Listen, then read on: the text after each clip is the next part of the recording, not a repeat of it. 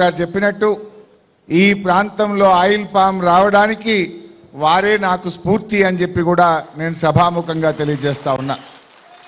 2018వ సంవత్సరంలో నీటిపారుదల శాఖ మంత్రిగా ఉండి వారి ఆహ్వానం మేరకు నేను ఖమ్మం జిల్లాకు వెళ్ళాను. ఆ సాయంత్రం కూడా అక్కడే ఉండాల్సి వస్తే వారి తోట ఆయిల్ పామ్ తోటలోనే రాత్రి అక్కడే పడుకున్నాను. పొద్దున్నే 6 గంటలకు లేచి వారితో పాటు తోటంతా తిరిగాం. తిరిగి అన్ని విషయాలు చూస్తే చాలా సంతోషం అనిపించింది. అసలు రైతులు ఇంత ఆదాయం కలిగిన పంట మా ప్రాంతంలో ఎందుకు పండడం లేదు సిద్దిపేటలో అని చెప్పి చాలా విషయాలు తెలుసుకునే ప్రయత్నం చేశాను. ఊరంతా తిరిగితే మంచి బంగ్లాలు, ఇంటి ముందు కారు, మంచి గేటెడ్ కమ్యూనిటీ లాగా ఊర్లో ఒక పల్లెటూరులో అద్భుతమైనటువంటి భవనాలు చూసిన తర్వాత అరే మా రైతాంగానికి ఇలాంటి పంట ఎందుకు రావద్దు, మా ప్రాంతంలో మా రైతుల బతుకులు ఎందుకు మారద్దు అని నాకు అక్కడ స్ఫూర్తి కలిగింది. సో ఆ 2018లో నేను హైదరాబాద్కు వచ్చి అప్పుడున్నటువంటి హార్టికల్చర్ కమిషనర్తో మాట్లాడి ఢిల్లీలో Indian Institute of Oil Palm research అనేటువంటి ఆర్గనైజేషన్కు సిద్దిపేట ప్రాంతము, మెదక్, సంగారెడ్డి ఈ ప్రాంతంలో ఆయిల్ పామ్ పెట్టడానికి మీ శాస్త్రవేత్తలు పంపండి, మా ఏరియా సూట్ అవుద్దా కాదా అని చెప్పి లెటర్ రాయించాం. 2018లో Indian Institute of Oil Palm Research సైంటిస్టులు ఈ ప్రాంతానికి వచ్చి తిరిగి ఇక్కడ ఆయిల్ పామ్ పెడితే పంట బండదు, రాదు అని చెప్పి వెళ్ళిపోయారు. ఏంటి ఎందుకు అంటే గాలిలో తేమ శాతం లేదు. గాలిలో తేమ ఉంటేనే ఆయిల్ పామ్ పండుతుంది. సత్తుపల్లి, ఖమ్మం జిల్లా, కొత్తగూడెం జిల్లా సముద్రానికి 150 కిలోమీటర్ల దూరంలో ఉంది కనుక అక్కడ గాలిలో తేమ శాతం ఉండి అద్భుతమైన పంట పండుతుంది, ఈ ప్రాంతంలో అవకాశం లేదు అన్నారు. తర్వాత కాళేశ్వరం ప్రాజెక్టు పూర్తయి అనంతగిరి, రంగనాయక సాగర్, మల్లన్న సాగర్, కొండపోచమ్మ సాగర్, పైన గౌరవెల్లి ఈ ప్రాజెక్టులన్నీ పూర్తయి చెరువులు నింపుకున్న తర్వాత ఇక్కడ కూడా గాలిలో తేమ శాతం పెరిగింది. అప్పుడు మళ్ళీ 2021లో Indian Institute of Oil Palm Research సైంటిస్టులను పిలిస్తే మీ ప్రాంతంలో ఇప్పుడు గాలిలో తేమ శాతం పెరిగింది, వాగుల్లో చెక్ డ్యాములు కట్టారు, చెరువులు నింపారు, పెద్ద పెద్ద రిజర్వాయర్లు వచ్చినాయి, ఇప్పుడు ఆయిల్ పామ్కు సిద్దిపేట ప్రాంతం సూటబుల్ అని చెప్పి ఆ రోజు వాళ్ళు చెప్పారు.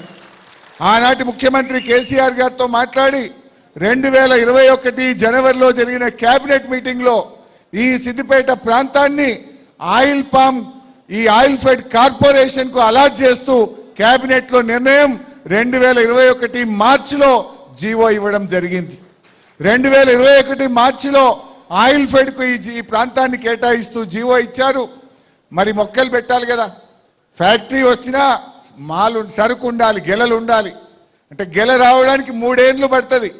మరి ఆయిల్ పామ్ తోటలుంటే ఫ్యాక్టరీ వస్తుంది తప్ప తోటలు లేకుండా ఫ్యాక్టరీ రాదు. ఈ ప్రాంతంలో నర్సరీ లేదు.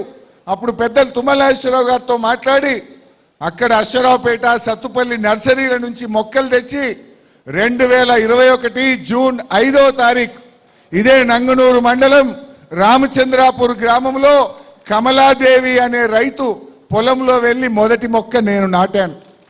రెండవ మొక్క ఆ పక్కనే రామచంద్రాపురం గ్రామంలో ఎల్లారెడ్డి అనే రైతు గారి పొలంలో రెండవ మొక్క నాటాను. అలా రైతులతో రెగ్యులర్గా కాన్ఫరెన్స్ కాల్ పెట్టి, మీటింగులు పెట్టి ప్రోత్సహించి 12,000 ఎకరాలు ఆ రోజు బీఆర్ఎస్ ప్రభుత్వ హయాంలో ఈ ప్రాంతంలో మొక్కలు నాటాం. అదే క్రమంలో మరి ఫ్యాక్టరీ కట్టడానికి ఆ రోజు 300 కోట్ల రూపాయలతోని ఆనాటి కేబినెట్ ఆయిల్ ఫెడ్ కార్పొరేషన్ అనుమతిస్తూ నిర్ణయం తీసుకున్నది.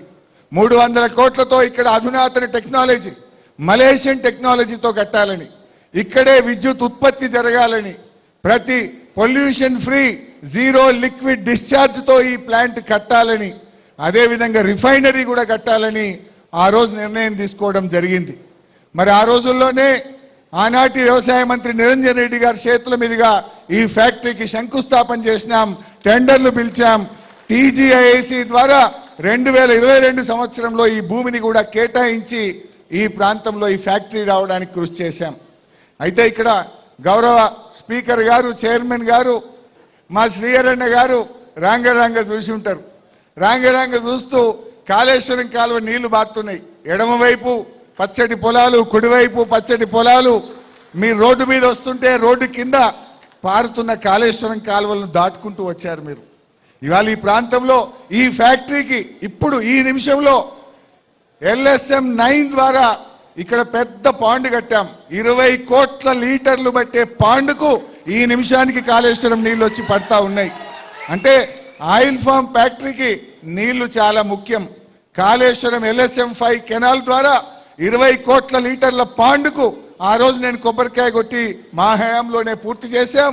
ఆ పాండు నీళ్లతోనే ఈ ఫ్యాక్టరీ నడుస్తూ ఉంది. బట్ ఐ షుడ్ థ్యాంక్ పెద్దలు తుమ్మల నాగేశ్వరరావు గారు. హృదయపూర్వకంగా వారికి నేను ధన్యవాదాలు తెలుపుతా ఉన్నా. రాజకీయాలకు అతీతంగా వారు రైతు శ్రేయోభిలాషి. తుమ్మల గారు రైతు శ్రేయోభిలాషి, ముఖ్యంగా ఆయిల్ పామ్ రైతుల శ్రేయోభిలాషి. ఆయన గారు ఎక్కడ కూడా ప్రభుత్వం మారినా ఫ్యాక్టరీ పనులు ఆపాలనే ఉద్దేశంలో లేకుండా వేగవంతంగా ఫ్యాక్టరీ పూర్తి చేయడానికి వారు కృషి చేసినందుకు వారికి నేను ప్రత్యేకంగా ధన్యవాదాలు కూడా తెలియజేస్తా ఉన్నా. సో ఈరోజు ఈ ఫ్యాక్టరీ ఇక్కడ వచ్చిందంటే కాళేశ్వరం జలాలు ఈ భూమిని ముద్దాడడం వల్ల, ఈ ప్రాంతంలో తేమ శాతం పెరగడం వల్ల, ఈ జిల్లాలో రిజర్వాయర్లు కట్టడం వల్ల, ఈ ప్రాజెక్టు ద్వారా చెరువులు నింపడం వల్ల ఈ ప్రాంతంలో ఆయిల్ పామ్ సాగుకు యోగ్యంగా మారింది. నేను గౌరవ మంత్రి గారిని కూడా కోరుతా ఉన్నా.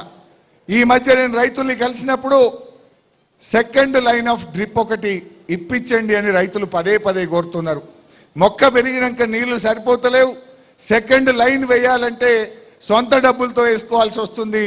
ప్రభుత్వం ఇంత చేస్తా ఉంది కదా, ఆ రెండవ లైన్ డ్రిప్ కూడా ఇప్పించాలని చెప్పి కోరుతా ఉన్నారు. దయచేసి మంత్రి గారు ఆయిల్ పామ్ రైతుల పక్షాన మీరు హెల్ప్ చేయాలని చెప్పి కూడా కోరుతా ఉన్నా. నాకు చాలా సంతోషం ఏంటంటే మొన్న రాష్ట్ర ప్రభుత్వం ఉత్తమ ఆయిల్ పామ్ రైతులను హైదరాబాద్లో సన్మానించారు. అది మా సిద్దిపేట జిల్లా అక్కనేపల్లి గ్రామానికి చెందినటువంటి మా నాగేందర్ అనే రైతు అవార్డు అందుకున్నాడు. అంటే మా రైతులు అంత అద్భుతంగా పంట పెంచి దిగుబడి సాధించి కొత్త ప్రాంతమైనా కూడా ఆయిల్ పామ్ లో ఉత్తమ రైతు అవార్డు అక్కనేపల్లికి చెందిన నాగేందర్ అనేటువంటి రైతు అందుకున్నాడంటే మా వాళ్ళు ఎంత శ్రద్ధగా చేస్తున్నారో. నాకు ఈ మధ్య ఈ ఫ్యాక్టరీకి వచ్చి అధికారులతో మాట్లాడితే, సార్ మాకు ఆయిల్ రేషియో కూడా బాగొస్తుంది, సత్తుపల్లి కంటే అక్కడ అశ్వరావుపేట ఫ్యాక్టరీ కంటే కూడా ఇక్కడ క్రషింగ్ లో ఆయిల్ రేషియో చాలా బాగొస్తుంది, ఈ ప్రాంతం ఆయిల్ పామ్ కు బాగా సూట్ అయింది, ఇక్కడ వచ్చే పండు మరి మంచి నూనె కూడా ఉత్పత్తి అవుతా ఉంది, ధర కూడా ఎక్కువ వస్తుంది సార్ రైతులకు అనేటువంటి విషయం ఇక్కడ అధికారులు కూడా చెప్పారు. అంటే రైతులకు ఎటువంటి అనుమానాలు పెట్టుకోవాల్సిన అవసరం లేదు. ఈ ప్రాంతం మరి బాగా మంచి పంటలు పండాలని, ఇది ఒక సిద్దిపేట జిల్లాకే కాదు, సిద్దిపేట, జనగామ, కామారెడ్డి, నిర్మల్ ఈ చుట్టుపక్కల 10 జిల్లాల రైతుల పంట ఈ ఫ్యాక్టరీకి రావడం జరుగుతుంది. ఆనాడు కేసీఆర్ గారు మరి ఈ రైతాంగానికి మేలు జరగాలి, అధిక దిగుబడి కలిగిన పంటలు పండాలని 300 కోట్లతో ఈ ఫ్యాక్టరీ ఈ ప్రాంతానికి మంజూరు చేసినందుకు వారికి కూడా నేను ఈ వేదిక నుంచి ధన్యవాదాలు తెలియజేస్తా ఉన్నా. ఏది ఏమైనా గౌరవనీయులు తుమ్మల గారు చెప్పినట్టు అందరం కూడా అవకాశం ఉన్న రైతులు మరి ఈ ఆయిల్ పామ్ సాగును పెద్ద ఎత్తున ప్రోత్సహించండి, మొక్కలు పెట్టండి, అధిక ఆదాయాన్ని పొందండి. అప్పుడప్పుడు నేను అడుగుతుంటే గ్రామాల్లో వెళ్తే కోతులున్నాయి సార్ అంటున్నారు, అప్పుడప్పుడు కొన్ని చోట్ల మాట్లాడిస్తే నెమళ్ళ బాధ ఉన్నది సార్ అంటున్నారు, కొన్ని చోట్ల ఇంకా వేరే పంట వేయచ్చు కదా అంటే వాళ్ళు రకరకాల ఇబ్బందులు చెప్తున్నారు. అడవి పందుల బాధలేంది, కోతుల బాధలేంది, నెమళ్ళ బాధలేంది, దొంగల బాధలేంది, వడగళ్ల వానతో ఇబ్బంది లేనిది, అధిక వర్షాలతో ఇబ్బంది లేనిది, తుఫాన్ వచ్చినా కరువు వచ్చినా ఇబ్బంది లేని పంట ఆయిల్ పామ్ పంట. ఎందుకంటే కరువు వచ్చినా అనే పదం ఎందుకు అంటే కాళేశ్వరం ఉంది మనకు. కరువు వచ్చినా ఈ ప్రాంతానికి కరువు లేదు, గోదావరి జలాలు సస్యశ్యామలంగా పుష్కలంగా మీకు అందుతాయి కనుక అద్భుతమైన పంట. దీన్ని వీలైనంత వరకు సాగు చేయాలని చెప్పి కూడా నేను రైతు సోదరులందరినీ కూడా విజ్ఞప్తి చేస్తా ఉన్నా. ముఖ్యంగా తుమ్మల గారితో కూడా నాదొక మనవి, మేము ఆ 2021 జూన్ 5వ తేదీన మొదటి మొక్క పెట్టినప్పటి నుంచి 2023 డిసెంబర్ 7 మా ప్రభుత్వం దిగిపోయే వరకు 12,000 ఎకరాల్లో పంట పెట్టించాను. బట్ ఈ 3 నెలల్లో కేవలం 2,000 ఎకరాలు మాత్రమే యాడ్ అయింది. ఆ ఫోర్స్ పోయింది, ఆ డైరెక్షన్ మిస్ అవుతా ఉంది. అధికారులు నేను మా కలెక్టర్లకు, పాత కలెక్టర్ ఇప్పుడున్న కలెక్టర్ కూడా ఎప్పుడు గుర్తు చేస్తూనే ఉంటాను, ప్రోత్సహించండి ప్రోత్సహించండి అని చెప్తున్నా కానీ ఎంతైనా మేము ప్రతిపక్షమైనం. ప్రభుత్వంలో ఉన్న మీరు మంత్లీ రివ్యూ తీసుకుంటే కానీ, చీఫ్ సెక్రటరీ రివ్యూ తీసుకుంటే కానీ రైతులకు ప్రోత్సాహం ఇస్తే తప్ప పెరగట్లేదు. ఈ 2 ఏళ్ల 3 నెలల్లో మా జిల్లాలో పెరిగింది 2000 ఎకరాలు మాత్రమే. ఎక్కడో మళ్ళీ ఆ లింక్ మిస్ అయింది, ఆ సీరియస్నెస్ మిస్ అవుతా ఉంది.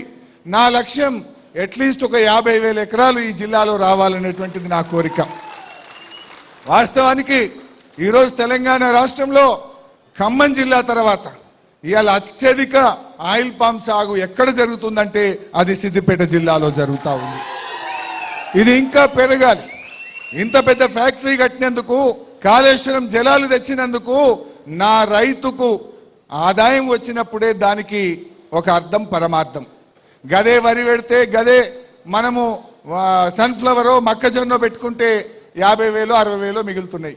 కానీ 1,50,000 మిగిలే విధంగా, ఎకరాన 2 లక్షలు మిగిలే విధంగా నా రైతుకు మేలైతే నా జన్మకు సార్థకత.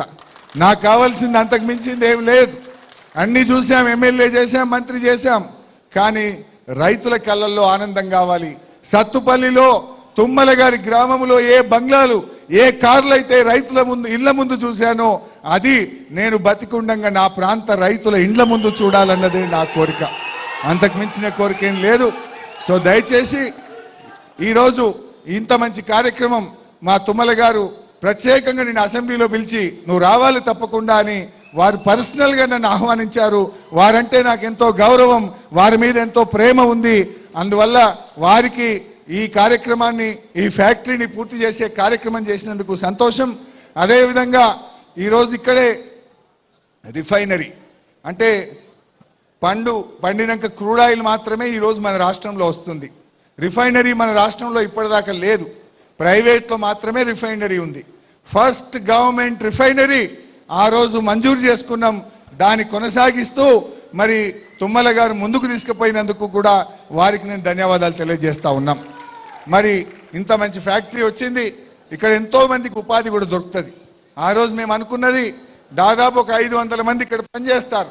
పరోక్షంగా ఒక 1,500 మందికి లారీలు కానీ, ట్రాన్స్పోర్ట్ కానీ, హమాలీ కానీ రకరకాలుగా మరో 1,500 మందికి ఇక్కడ ఉపాధి దొరుకుతుంది. ఒక 2,000 మందికి ప్రత్యక్షంగా పరోక్షంగా ఈ ప్రాంతంలో ఉపాధి దొరుకుతుందని చెప్పి ఏదైతే కలలు కన్నామో ఆ కలలు నిజమైనందుకు నాకెంతో ఆనందంగా ఉంది. ఈ సందర్భంగా రైతు సోదరులందరికీ నేను శుభాకాంక్షలు, అభినందనలు తెలియజేస్తూ అందరికీ నమస్కారం.